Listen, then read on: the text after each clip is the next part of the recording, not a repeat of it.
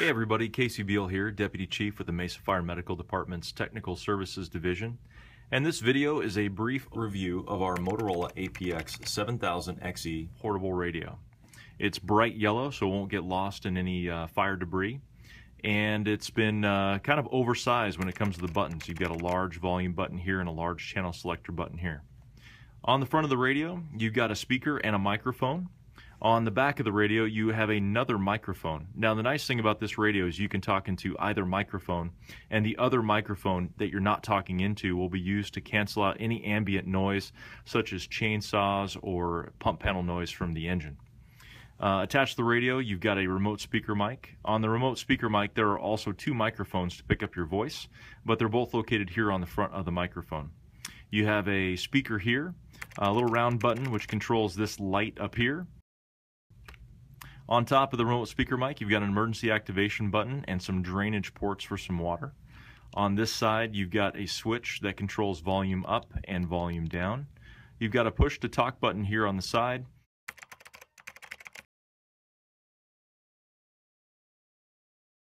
We've got a few features here on the top that I'll cover.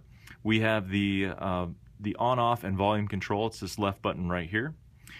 We have a quick selector switch, A, B, and C, and in the Mesa Fire Department and the East Valley, this selector switch is A for VHF ADEC.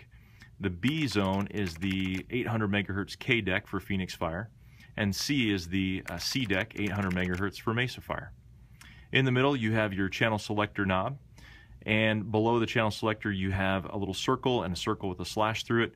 This is your lockout or concentric lockout switch.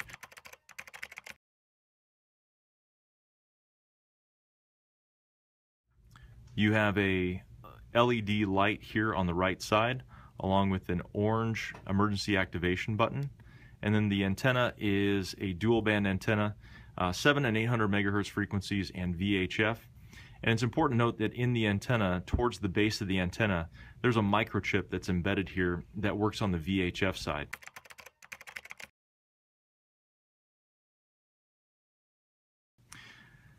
On this side of the radio is the accessory port. Right now, the accessory port is covered up by the connector that goes to remote speaker mic. You've got a little area down here for the unit ID. On the back of the radio, you have the big oversized belt clip, and again, there's that microphone on the back. And on the front of the radio, you have the battery. The battery is disconnected by pushing down here. There's two clips, one on either side. Push down and remove the battery. Once the battery is removed, there's some additional information displayed. Serial number, asset information. It's also got an MDC ID. That's basically the alias for emergency activation button on the VHF side. And then you've got the 7-digit number, which this one's a 322-8760. That corresponds to your radio alias on the 800 megahertz side. So putting the battery back in, you want to make sure anytime you put the battery back in, it clicks twice. And you also want to make sure that if you're going to connect or disconnect anything from the accessory port, that the radio is in the off position. This accessory port acts kind of like a USB driver on a computer. It's better for the radio if the radio is off anytime you connect or disconnect, so everything functions properly. It's important to note on the accessory port that when it's exposed, you have all these contacts here, and we have had reports of problems in the past where somebody taken a wet gloved hand and covered up these connectors or these little contacts on the accessory port, and they've reported some errors with the radios.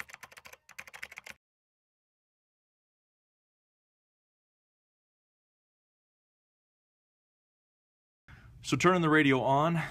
As we turn the radio on, you'll see the red LED light come up. Self-test on the display. C14 direct. You have the backlit activated. You notice that the red light came on down here for the remote speaker mic, going through a self-diagnostic check. The radio display, once it darkens out here, you'll see that it alternates between the deck, which is the CDEC, and the channel that you're currently assigned to, and right now we're on channel 14. Quickly going over this side of the radio.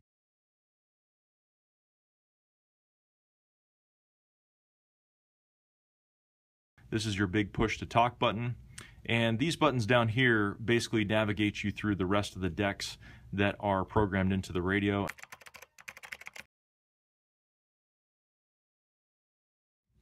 When you come on shift in the morning, it's just important to note that you've got a full battery charge. You can see right here that the battery is fully charged. You want to swap your battery out maybe for a new battery in the morning. You want to turn on your radio, make sure everything's connected right. You want to take a look at your radio, both the RSM, the cable itself, to make sure there's no fraying or any type of burn damage. You want to take a look over the buttons. These radios can get dirty with cellulose insulation. We want to make sure that these things are cleaned. If you are going to clean the radio, we don't want to use any high pressure air or any abrasive solvents. You also don't want to immerse your radio underwater. If you notice that the radio is either contaminated or has some debris that you can't seem to get out, it's muffling the speaker sound either on the RSM or the radio. In Mesa, you'll want to contact car 209. Let your supervisor know that you've got a problem with your radio, and also go through your battalion safety officer if you need to get a replacement radio if car 209 is not available, or refer to your own department's procedures for swap outs of radios. Again, these radios on the front, there's a unique ID. Anytime these radios are swapped out, the alarm room needs to know.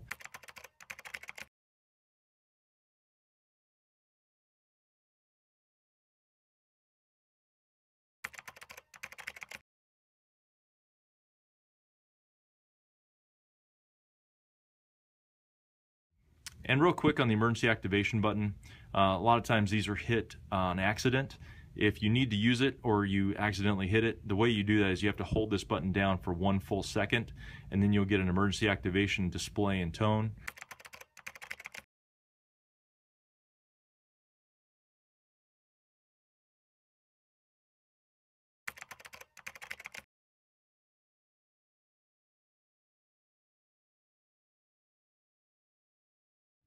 And last but not least, to quickly demonstrate the proper way to utilize your radio or remote speaker mic while wearing an SCBA, the radio or remote speaker mic should be held up against or 1 to 2 inches away from the exhalation valve on your SCBA facepiece on the opposite side of the Scott Epic voice amplifier. And that is a brief overview of our Motorola APX 7000 XE portable radio.